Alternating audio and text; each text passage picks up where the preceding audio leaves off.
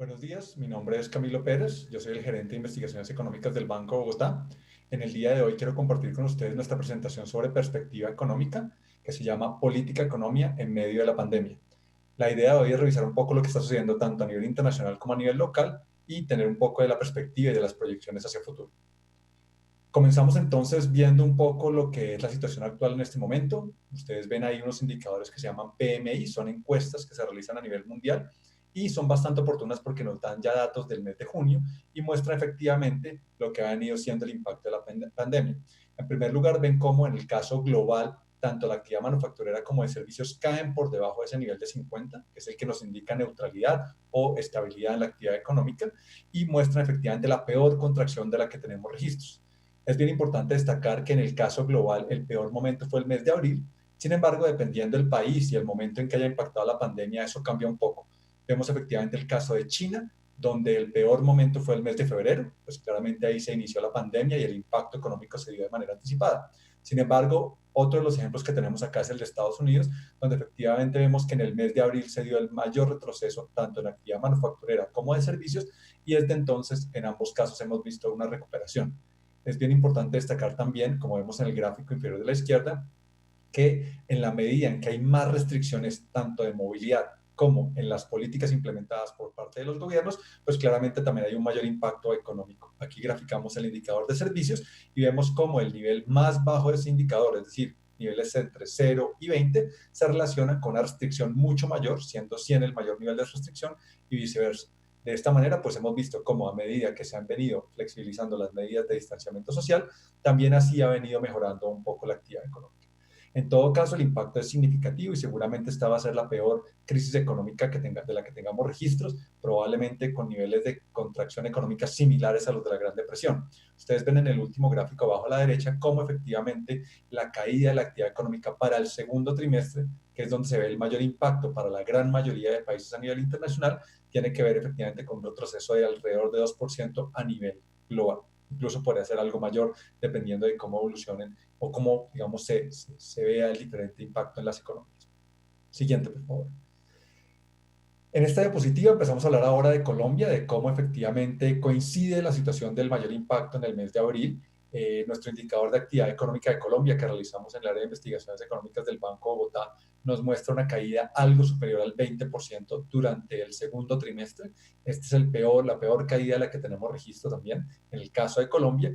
Y sin embargo, los diferentes indicadores que ya tenemos de actividad, tanto para el mes de mayo como para el mes de junio, muestran efectivamente algo de recuperación, todavía en nivel de contracción. Ven ustedes como para el mes de mayo medimos una caída de alrededor de un 17%, pero que en todo caso pues es mejor que el peor momento que fue en el mes de abril.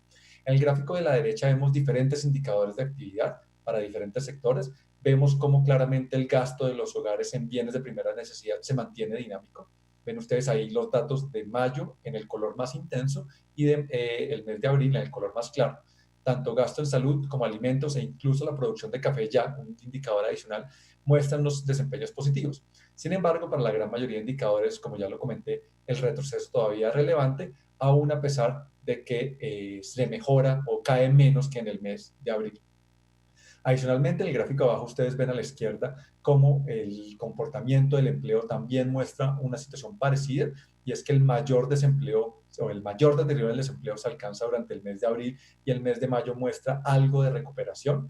Es importante destacar que dentro del mercado laboral las personas que no pueden salir a buscar empleo no son catalogadas como desempleadas y por esta razón pues definitivamente las cifras de empleo pueden estar ocultando una realidad un poco más preocupante. Ven ustedes ahí la medición para las 13 ciudades, efectivamente un desempleo que bordea el 25%.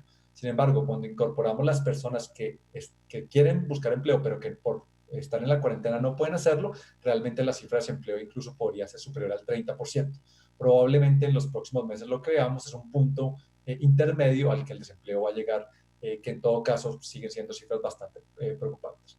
Ya en cuanto a indicadores de actividad en tiempo real, es decir, que tenemos en el día a día y los mejores indicadores para el caso de Colombia son la demanda de energía y los reportes de movilidad de Google, lo que tenemos es efectivamente que el peor, o coincide con todo lo que acabo de comentar, y es que el peor momento de la movilidad, perdón, de la actividad económica tuvo que ver con el mes de abril, la primera parte del mes, y desde entonces se ha venido dando una recuperación. Inicialmente, como ustedes ven en la gráfica abajo a la derecha, de manera muy acelerada, pero que en las últimas semanas ha perdido algo de fuerza.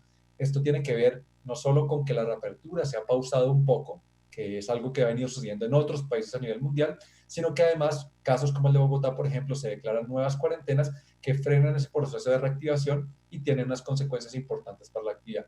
Entonces, hoy en día, la movilidad que en su peor momento llegó a caer alrededor de un 75-80%, en este momento se ha recuperado más o menos la mitad, tiene caídas de alrededor de un 30 a 40%. En el caso de la demanda de energía, el peor momento de la actividad tuvo unas contracciones de la demanda de alrededor de un 15%, mientras que en este momento tenemos unas caídas algo mayores al 5%. De nuevo, se mejora la actividad económica, pero todavía el proceso de recuperación está en un punto intermedio. Siguiente. De esta manera, la gran conclusión que tenemos para la actividad económica, como ya lo indiqué, es que probablemente esta crisis, desde el punto de vista de actividad económica, es una crisis sin precedentes, no solo porque la pandemia es algo bastante novedoso para la historia económica reciente que tenemos, sino que además la caída va a ser de una magnitud significativa. En el caso de Colombia, ustedes ven ahí una serie de tiempo bastante larga, desde 1925, cómo efectivamente la Gran Depresión del 29 fue el peor retroceso para la actividad económica en Colombia. Tenemos otra caída importante a finales de los 90 y quizás esta recesión que veamos en este momento vaya a tener un orden de magnitud similar a los que hemos visto en el pasado. Por lo pronto, nuestras proyecciones señalan un escenario central de una caída del 7% en la actividad económica, que como ustedes ven ahí en las barras rojas, coincide con la mayoría de la expectativa de los analistas. Es decir, vemos una alta concentración de expectativas de una caída entre un 5 y un 8% de la actividad económica. Probablemente algo de ese estilo será lo que tenemos. Sin embargo, también vale la pena destacar que hay una alta incertidumbre. Ya lo mencioné, y es que no tenemos ningún precedente para medir lo que está pasando en este momento en la historia reciente con los datos del pasado. Entonces, definitivamente un gran espectro, un gran rango de incertidumbre que nos genera una proyección en un rango realmente entre una caída en menos 4% hasta un menos 12%. De nuevo, el escenario central es de 7, pero hay muchos riesgos. Uno de ellos, y el más importante, como lo ven ahí en las tablas inferiores, la posibilidad de un menor crecimiento tiene que ver con un rebrote del virus a nivel internacional, como efectivamente estamos viendo en algunas regiones en Estados Unidos y como hemos visto en algunas de las ciudades en Colombia. Otro de los puntos que quisiéramos destacar de un riesgo de mayor caída en la actividad económica tiene que ver con la inestabilidad social. Ya desde antes de la pandemia veíamos este fenómeno a nivel internacional y en particular en Latinoamérica y Colombia, pero probablemente en la medida en que la pandemia genera un impacto económico relevante, pérdida de empleo y una situación económica bastante precaria, podría incentivar de alguna manera mayor inestabilidad social. Otro de los riesgos que estamos viendo para el menor crecimiento es la reactivación de la famosa guerra comercial. Se vio de manera muy importante el año pasado entre Estados Unidos y China, pero ahora, de alguna manera, en la medida en que las naciones se están protegiendo a sí mismas del virus, pero también protegiendo de otros países, el tema o el lenguaje, el discurso de la guerra comercial cobra vigor nuevamente. Un cuarto riesgo, y este es más a nivel local, y ya lo mencioné un poco a nivel internacional, y es la extensión de los cierres de la actividad. En el caso de Bogotá mencioné efectivamente la prolongación o una nueva cuarentena que definitivamente tendrá un impacto en la actividad económica, y eso podría alejarnos del escenario central y quizás llevarnos un poco más al escenario extremo o al escenario bajista. Otros dos riesgos menores a nivel local tienen que ver con el gasto público y veremos de eso un poco más adelante cómo existen algunas limitaciones y en la medida en que el gobierno no puede ayudar a la recuperación de la economía de la manera tan contundente como la pueden hacer otros países, probablemente esto pueda repercutir en una dinámica de recuperación algo menor. Un último riesgo del lado bajista tiene que ver con el sector de construcción, que ya desde antes de la pandemia mostraba debilidad y que con ella seguramente tendrá un nuevo episodio de debilidad. Vemos unos inventarios de vivienda bastante elevados, sobre todo en los estratos altos, y unos precios que venían acercándose a una variación anual de 0%. Es probable que con la pandemia veamos algo de caída en los precios y en ese orden de ideas, seguramente una actividad del sector constructor de vivienda todavía debilitada. Vale la pena aquí recordar que el sector de infraestructura viene registrando un desempeño bastante favorable y seguramente ayudará de manera importante en la recuperación de la economía. De otro lado, desde el punto de vista de mayor crecimiento, un riesgo al alza en nuestra proyección central del menos 7%, vemos tres temas en particular. Lo primero es que se desarrolle una vacuna que ya va en etapas avanzadas, pero que en todo caso probablemente no veremos de manera generalizada a nivel mundial, solo hasta más o menos mediados del próximo año, es lo que estiman los expertos. Un segundo riesgo, una posibilidad, un sesgo, de sesgo al alza en las proyecciones tiene que ver con que el impulso fiscal global y el local puedan ser algo mayores de lo previsto. De nuevo, en la medida en que los gobiernos gasten un poco más y subsidien tanto el empleo como a las personas como a las empresas, podría haber un mejor desempeño económico. En todo caso, por lo pronto vemos un escenario de debilidad económica importante, una caída relevante de la actividad en general, no solo a nivel internacional, sino a nivel local. Es muy probable que el peor punto de la crisis económica haya quedado atrás, haya quedado en el pasado durante el mes de abril. Sin embargo, la recuperación también seguramente será modesta hacia él. Siguiente, por favor. En este momento, entonces, lo que vamos a continuar es con el tema de inflación. Recuerden que los bancos centrales, para manejar su tasa de interés, no solo se enfocan en lo que está sucediendo en la actividad económica, sino también en los precios. Y es bien importante destacar que a nivel internacional la inflación ha venido descendiendo de manera relevante. No quiero dedicarme mucho tiempo en esta sección, dado que la conclusión es básicamente la misma que la que tenemos en la primera sección, y es que el retroceso de la inflación es relevante y seguramente refleja gran parte de la debilidad de la actividad económica. Adicional a esto, hay que destacar que el tema de petróleo, uno de los commodities más importantes de consumo a nivel global, también ha venido descendiendo de manera importante de precio y eso ayuda a que la energía en general se abarate y que la inflación por este camino pues tenga unos descensos relevantes. De alguna manera es importante también destacar que esta inflación baja probablemente va a estar vigente durante varios meses de este año y seguramente la primera parte del próximo año, pero en la medida en que lleguemos al segundo trimestre del 2021 y se revierta el efecto base que genera la caída actual de los precios, el próximo año se va a ver un rebote de la inflación que seguramente generará algo de preocupación en el futuro, pero que irá acompañado todavía de una economía débil, lo cual en definitiva pues nos dejará con un escenario todavía de baja actividad económica y de precios bastante contenidos. Vemos ahí en la tabla cómo la gran mayoría de países tienen inflaciones en descenso y en muchos de los casos inflaciones en los niveles mínimos históricos, o por lo menos de la información reciente. Ven ustedes ahí el caso de Colombia y precisamente voy a entrar en un momento a eso, cómo la inflación ha venido ascendiendo. Para el conjunto global, lo más reciente que tenemos son los datos de mayo, todavía nos faltan algunas publicaciones del mes de junio. En el caso de Colombia ya tenemos la inflación de junio. Siguiente. Efectivamente vemos cómo la tendencia global se replica a nivel local con un descenso de la inflación que comenzó el año cerca del 4%, pero que hoy en día ya está más cerca del 2%. Recordemos que efectivamente el rango meta del Banco de la República está entre esos dos valores, entre un 2 y un 4%, con un valor predilecto del 3% por parte del Banco Central. Es decir, dentro de ese rango la entidad se siente tranquila con el comportamiento de los precios. Probablemente, y según nuestras proyecciones, lo que veremos hacia adelante es que la inflación va a continuar cediendo y en ese orden de ideas, como veremos en un momento, el Banco Central en Colombia y en el mundo en general, los bancos centrales han venido actuando de manera decidida. Quiero aquí destacar algunos de los temas más relevantes en materia de inflación. El primero es que una vez inició la cuarentena, vimos un repunte en la inflación. Y ese repunte se originó principalmente, como ustedes ven en el gráfico de la derecha, en color azul oscuro, la inflación de alimentos, la cual se aceleró de manera importante, pero ya viene cediendo en los últimos meses. ¿Qué sucedió? La preocupación, el temor de la gente por el tema de la cuarentena los llevó a consumir de manera importante alimentos y algunos productos de salud que llevaron a acaparamiento y incluso en algunos casos a especulación. Sin embargo, en la medida en que se evidencia la debilidad de la demanda, el cierre, digamos, de la economía como tal, lo que vemos realmente es una reversión en los precios y en la gran mayoría de casos hemos visto descensos de los mismos.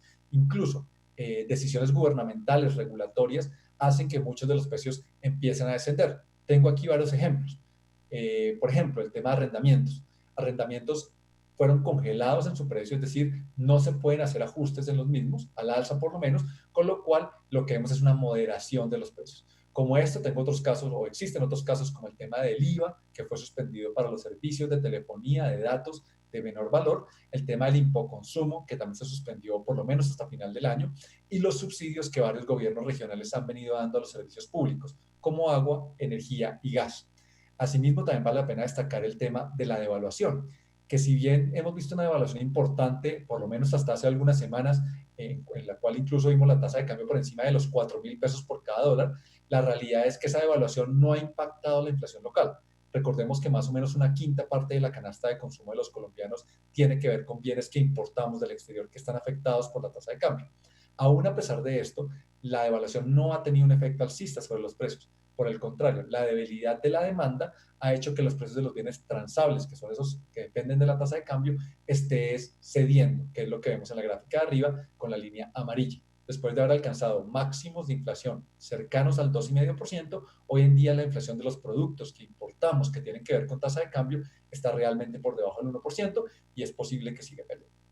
Un último punto que quiero destacar acá en la sección de inflación local tiene que ver con las expectativas.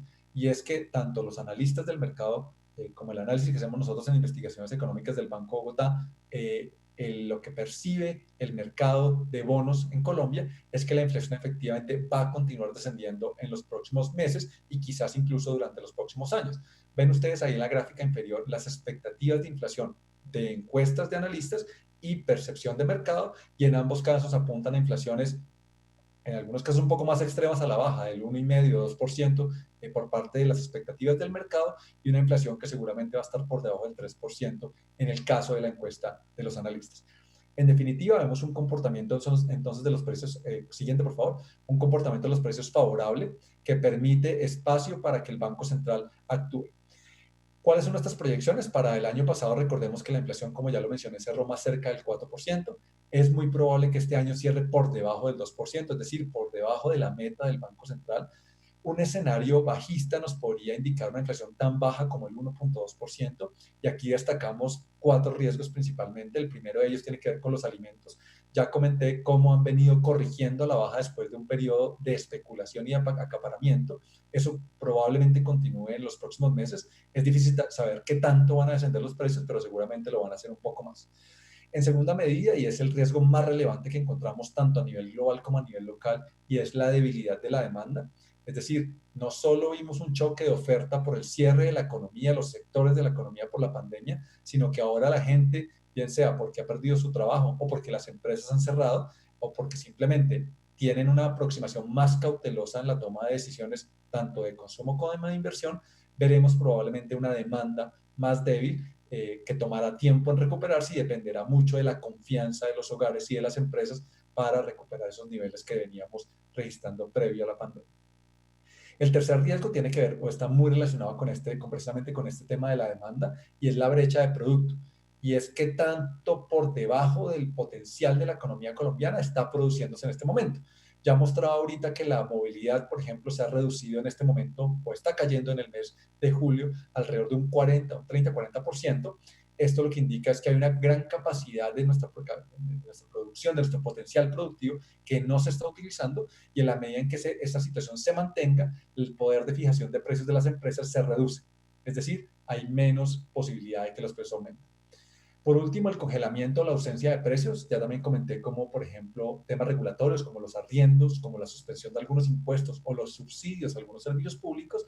Si esto se prolonga en el año, porque muchos de ellos terminan próximamente, si se llegara a prolongar, claramente tendríamos un potencial de descenso de inflación adicional. Por el contrario, del lado alcista de la inflación tenemos cuatro riesgos, uno internacional, o dos internacionales, perdón, y dos locales. El primer internacional tiene que ver con la salida o la quiebra de muchas empresas petroleras a nivel internacional con la caída del precio del petróleo. Esto en el futuro, en algún momento en el futuro, podría generar presiones de precios al alza en la medida en que se redujo la producción. No estoy hablando de los próximos meses, probablemente esto tenga que medirse un poco en años, pero es una presión alcista de precios de inflación a nivel global que está latente. Recuerden además que el petróleo está detrás de todos los productos energéticos que consumimos y tiene que ver mucho con el transporte de gran parte de los productos que se demandan tanto a nivel local como internacional, y por eso afecta de manera importante los precios. Un segundo riesgo que está a nivel local tiene que ver con la energía. Hasta hace poco, hasta algunas semanas, veíamos unos niveles de lluvias muy por debajo del histórico. En este momento las lluvias han venido mejorando y ya estamos mucho más alineados en el nivel de los embalses con el histórico habitual. Esto quiere decir que si los embalses embalses de generación de energía están en niveles adecuados, el precio de la energía se reduce porque no requiere del uso de generación térmica, que es mucho más costoso que el hidráulico. Asimismo, estaba comentando hace un momento el tema de la devaluación. Por lo pronto no hemos visto una transmisión de la devaluación a los precios locales, pero no la podemos descartar y lo tenemos como uno de los riesgos alcistas. Y por último, una combinación tanto de riesgo internacional como local que tiene que ver con un tema que mencioné hace un momento, y es el efecto base. Los precios caen de manera importante durante el segundo trimestre del 2020, pero podrían repuntar, o más bien, probablemente van a repuntar en el segundo trimestre del 2021 por ese efecto comparativo que tienen con este momento. Entonces, con esto cierro las dos primeras secciones de la presentación. Quiero hacer un pequeño recuento para pasar a la tercera fase, siguiente, que tiene que ver con las tasas de interés.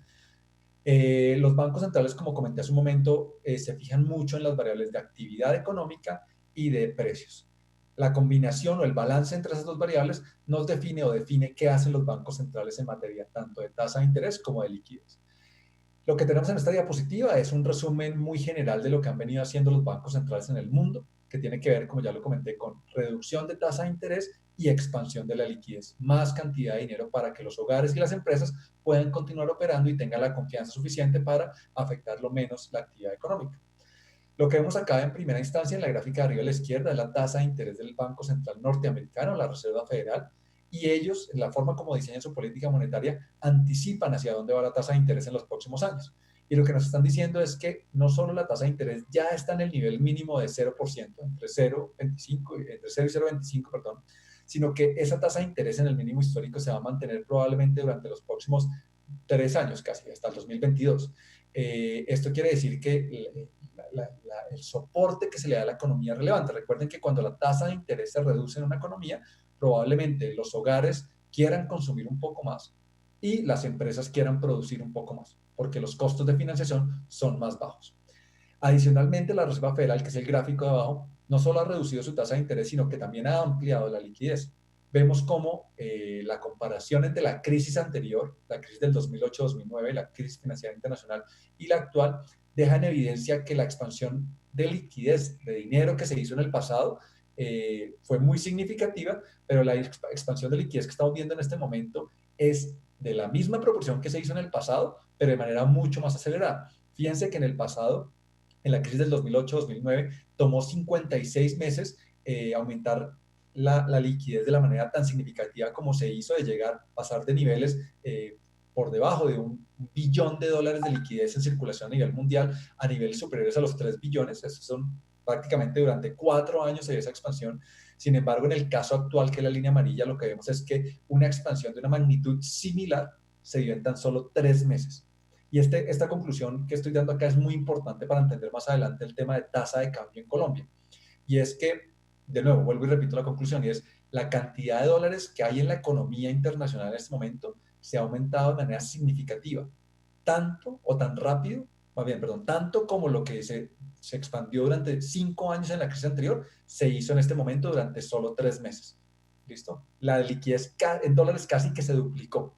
Eso es una conclusión bien importante porque, como veremos más adelante, ese exceso de dólares probablemente va a hacer que el dólar a nivel internacional se debilite dentro de unos meses una vez la preocupación por la pandemia se haya superado. Por último, quiero hacer énfasis en la tabla que ustedes ven ahí, de cómo los bancos centrales, como ya lo mencioné, han venido reduciendo su tasa de interés, unos más que otros, y eso tiene que ver mucho con qué tanto espacio de reducción de tasa de interés tienen los bancos centrales. Ya mencioné el caso de Estados Unidos, ellos bajaron la tasa de interés 150 puntos básicos, pero ya llega a una tasa de interés prácticamente del 0%. Bajar la tasa de interés más no se puede. Lo mismo le sucede, por ejemplo, a la eurozona. Como ustedes ven ahí, no tuvo movimientos de tasa de interés, porque simplemente su tasa de interés ya es cero, e incluso la tasa de interés que el Banco Central le paga a los bancos comerciales por sus depósitos es negativa. Además del resumen de tasas de interés que ustedes ven acá, estamos viendo también diferentes medidas adicionales no convencionales que han tomado los bancos centrales para tratar de evitar el impacto negativo de la pandemia y tratar de darle soporte a las economías.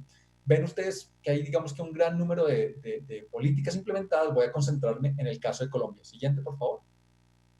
Lo que ustedes ven acá es un resumen de las diferentes medidas que ha hecho el Banco Central Colombiano, el Banco de la República. Primero entramos a ver, pues, que hizo exactamente lo que han hecho los otros bancos centrales, y es reducir la tasa de interés, 175 puntos básicos al 2,50. Además de eso, ha venido expandiendo la liquidez mediante varios mecanismos. Dos de ellos son la compra de activos, compra de títulos del gobierno y compra de títulos de empresas, de bonos del sector privado. Asimismo, ha expandido y ha ampliado las operaciones tradicionales de liquidez que se llaman repos, ampliando el número de entidades que pueden acceder a ellas, los plazos y flexibilizando los colaterales que se pueden llevar.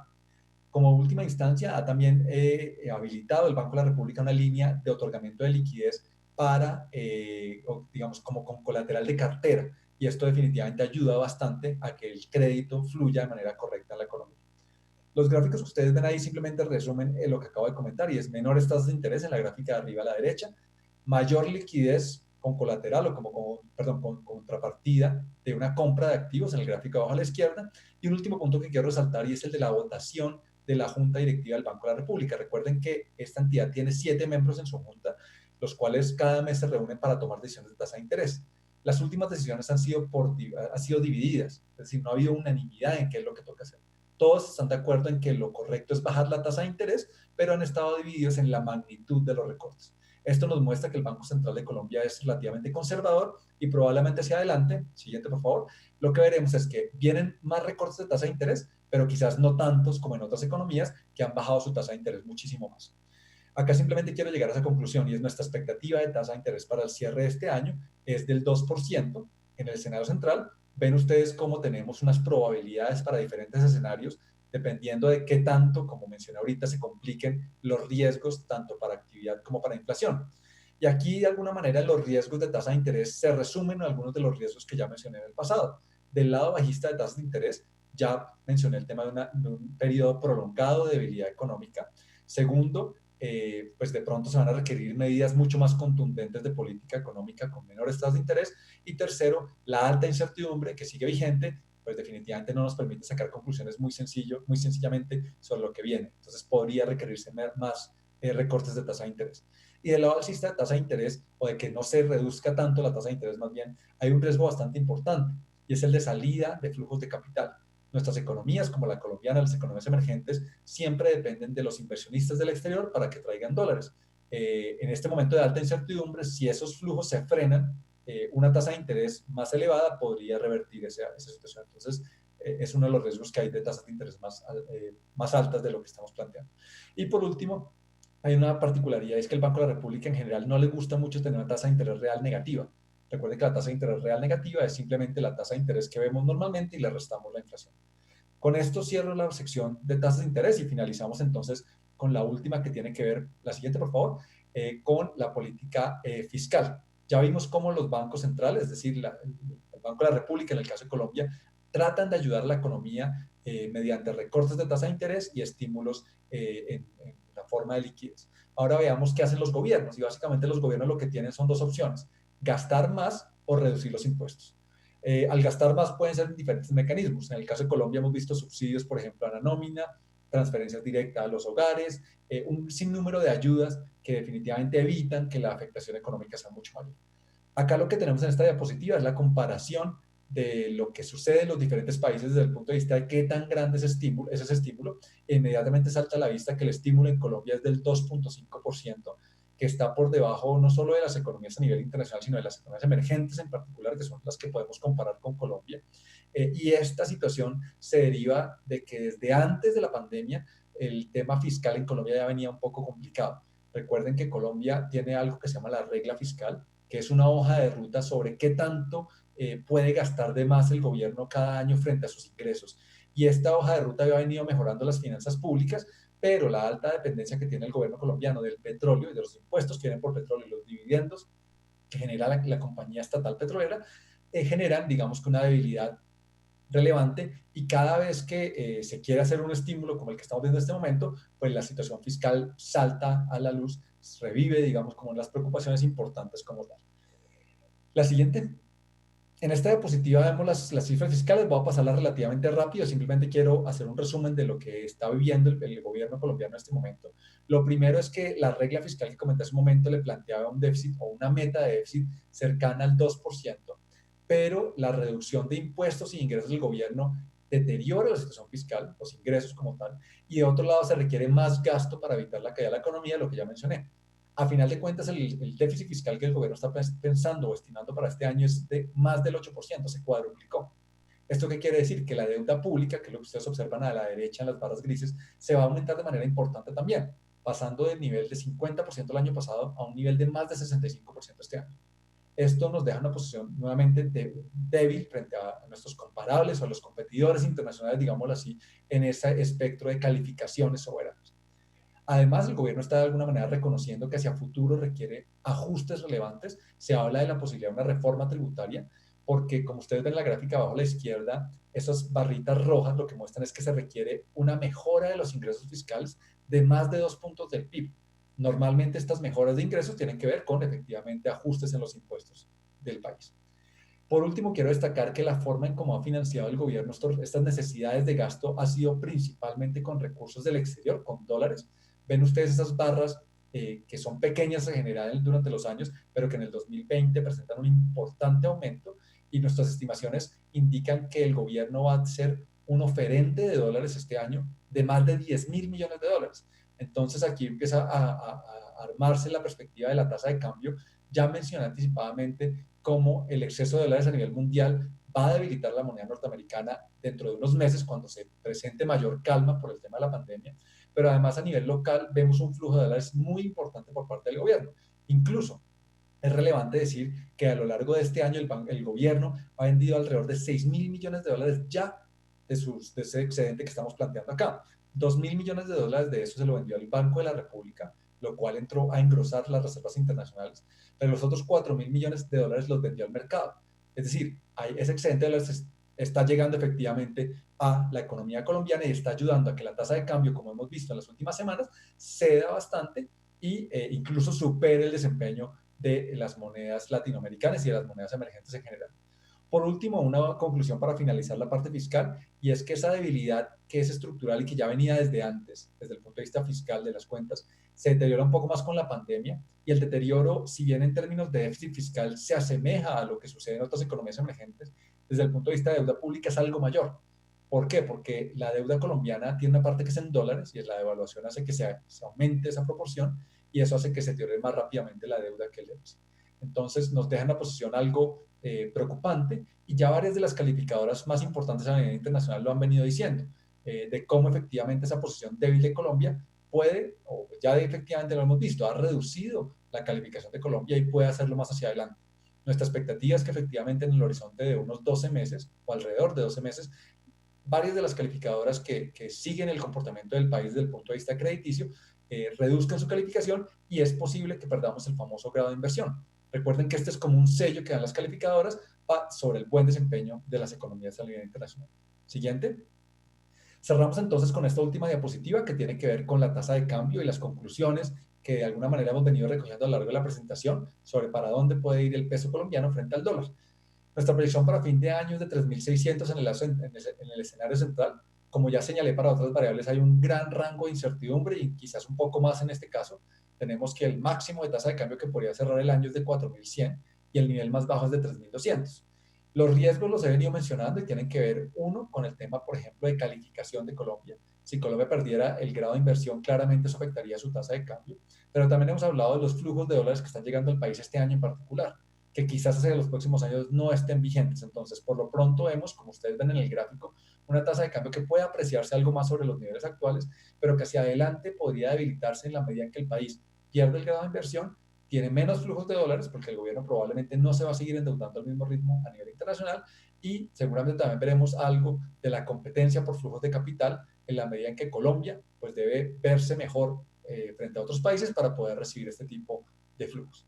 Con esto entonces voy cerrando la presentación. Yo dejo las conclusiones acá de lo que ya he venido mencionando y es una actividad económica a nivel global que se ve impactada por un choque sin precedentes, una alta incertidumbre que se alimenta no solo del tema de la pandemia, sino del hecho de que las economías tuvieron un choque sincronizado que inicialmente se da principalmente por la oferta, en la medida en que se cierran los sectores de la economía, pero que también se ve afectada la demanda porque la gente y las empresas tienen menos confianza sobre el futuro, aumenta el desempleo, se cierran algunas empresas.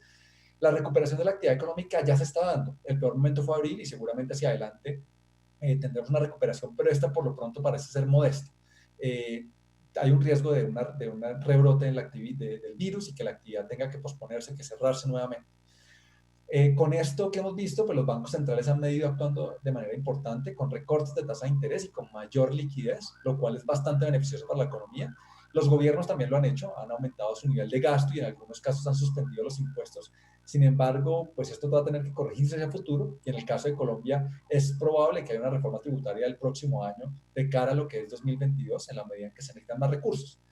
Además de esto hay otros temas, digamos, más estructurales que vienen siendo importantes y que los mencioné tangencialmente, y es, por ejemplo, el tema del proteccionismo, la inestabilidad social y la ausencia de un líder global.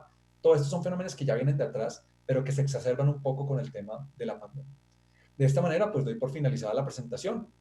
Muchísimas gracias por su tiempo y espero que estas conclusiones de la actividad económica, tanto global como local, les sirvan para sus decisiones, tanto como personas, en sus decisiones de consumo, como para sus decisiones empresariales. Muchas gracias.